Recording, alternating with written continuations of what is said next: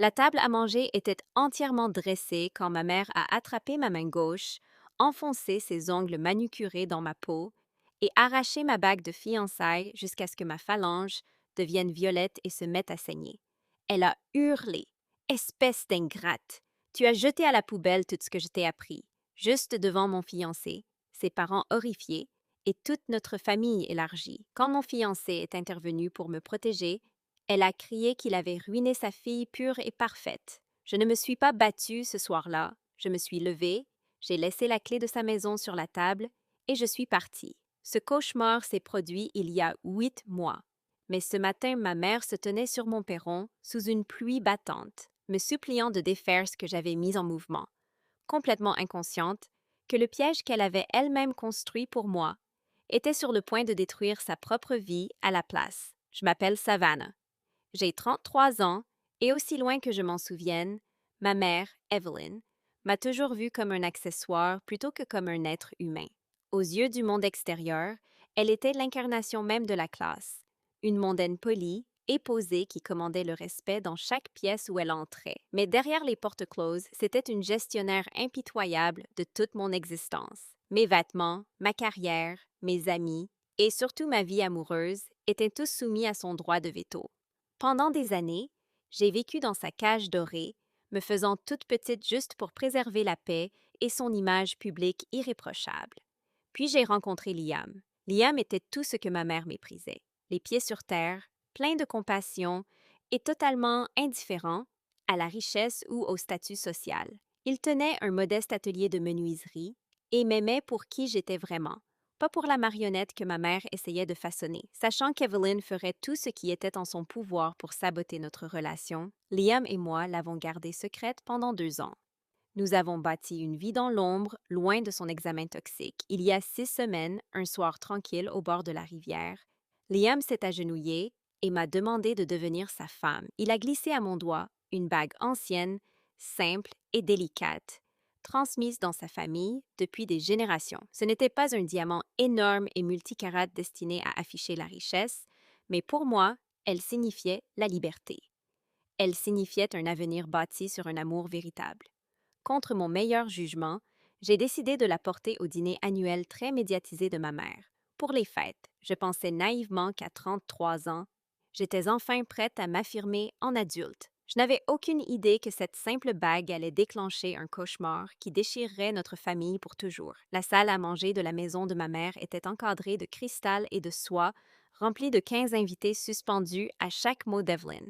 Elle était dans son élément, trônant en bout de table pendant qu'on servait le dîner sur de la porcelaine fine. Liam était assis à côté de moi, restant discret comme nous l'avions prévu. Ma bague brillait subtilement à mon doigt, sous le lustre. J'essayais de garder ma main cachée, mais en tendant le bras pour prendre un verre d'eau, le regard perçant d'Evelyn a capté l'éclat. Son sourire s'est figé instantanément. La chaleur a disparu de son visage, remplacée par un regard froid et dangereux. Sans dire un mot à la tablée, elle s'est levée, a contourné la table et a saisi mon poignet gauche dans un étau. Avant que je puisse me dégager, ses ongles manucurés se sont enfoncés dans ma paume et elle a agrippé la bague, tirant vers le haut avec une force brutale. C'est quoi cette camelote? A-t-elle craché, sa voix tranchant la conversation polie comme une lame. Mon doigt était déjà gonflé à cause de la chaleur de la pièce, et alors qu'elle tirait violemment, l'anneau a entaillé directement ma phalange. Des larmes me piquaient les yeux, tandis que la peau se déchirait et que le sang maculait l'argent. Maman, arrête! Tu me fais mal! Ai-je haleté. Espèce d'ingrate! A-t-elle hurlé, abandonnant toute trace de sa façade polie devant ses invités horrifiés. Tu as jeté tout ce que je t'ai appris pour un homme du commun. Liam s'est immédiatement levé, posant une main ferme sur son poignet. Evelyn, lâchez-la tout de suite. Elle s'est tournée vers lui, le visage déformé par la rage. Vous avez ruiné ma fille. Elle était censée rester pure, s'aligner avec des gens de notre rang. Je n'ai ni crié, ni pleuré. Une étrange clarté calme m'a envahie. J'ai fouillé dans mon sac, sorti la clé de sa porte d'entrée qu'elle m'avait donnée des années plus tôt, et je l'ai posée doucement sur la nappe tachée de sang. Nous partons, ai-je dit doucement.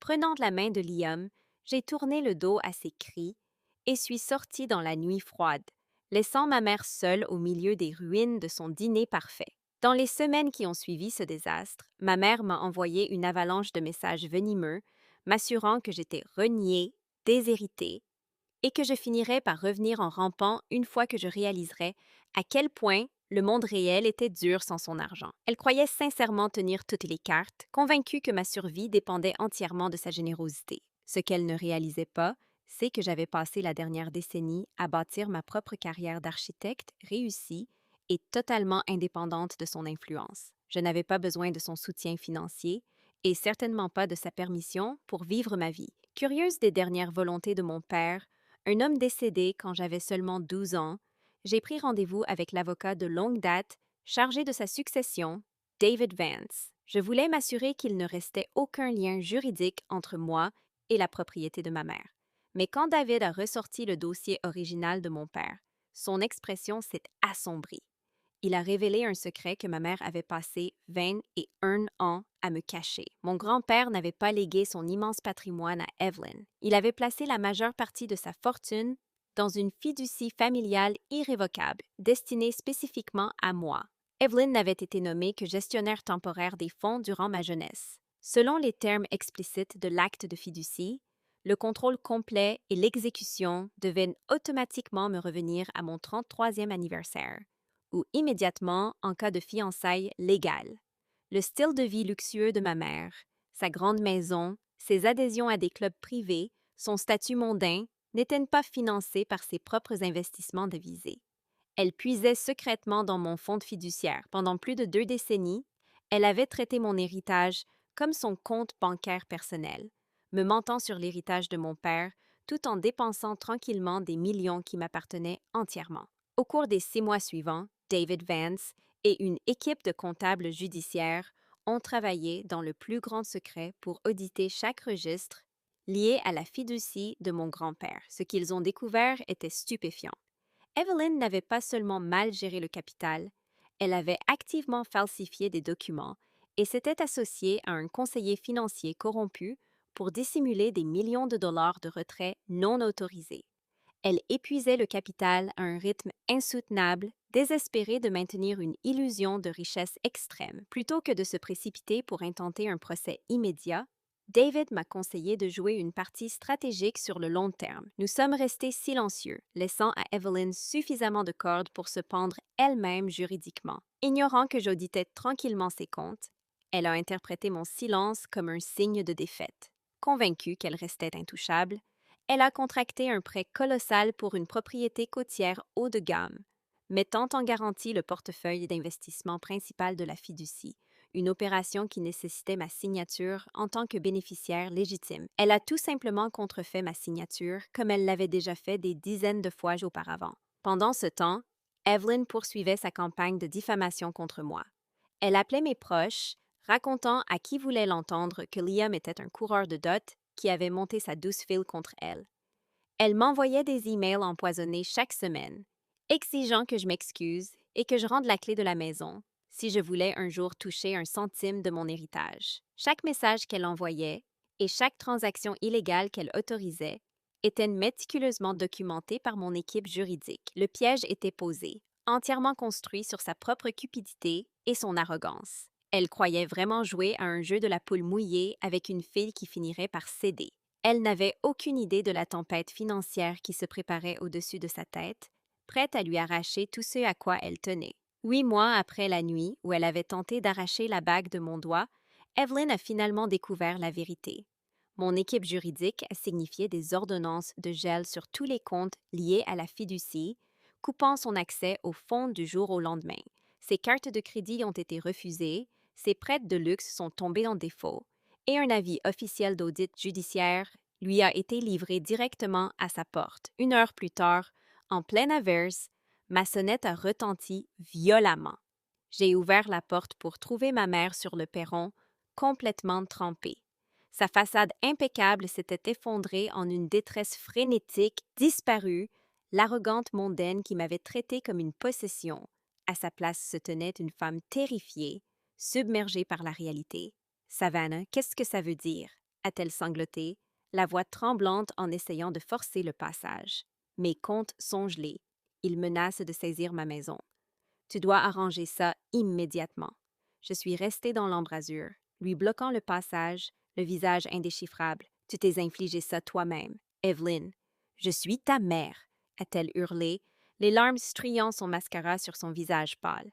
Tout ce que j'ai fait, je l'ai fait pour protéger notre réputation familiale. La famille passe avant tout, Savannah. Tu ne peux pas me détruire pour de l'argent. La famille? Ai-je demandé calmement, en la regardant droit dans les yeux.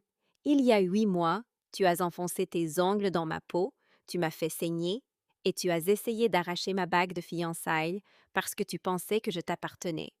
Tu ne pensais pas à la famille à ce moment-là. Tu pensais au contrôle. Elle a tendu les mains vers les miennes, suppliant comme une enfant, mais j'ai reculé dans l'entrée sèche, hors de sa portée. L'audit suit son cours, Evelyn, ai-je dit calmement. Et chaque dollar que tu as volé à l'héritage de mon père sera comptabilisé.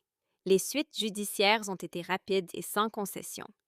Avec les ordonnances de gel en place et l'audit judiciaire mis au jour, le tribunal a officiellement révoqué l'autorité administrative de ma mère sur la fiducie. Chaque actif, chaque titre de propriété, chaque portefeuille d'investissement m'a été formellement restitué. Pour couvrir les millions qu'elle avait illégalement détournés en 2 décennies, Evelyn a été contrainte de liquider sa propriété mondaine tant prisée, de vendre sa collection de bijoux de créateur et de céder ses véhicules de luxe. L'héritage originel de mon père était enfin sécurisé, mais les dégâts sur sa réputation publique furent bien pires que la perte financière. À mesure que les détails de l'audit devenaient publics, les cercles de la haute société qui la courtisaient autrefois lui ont tourné le dos du jour au lendemain. Les proches qu'elle avait tenté de retourner contre moi furent stupéfaits d'apprendre qu'elle volait sa propre fille depuis des années. La femme qui avait vécu toute sa vie terrifiée par le scandale devint le sujet de conversation principale dans la ville même qu'elle avait autrefois dominée.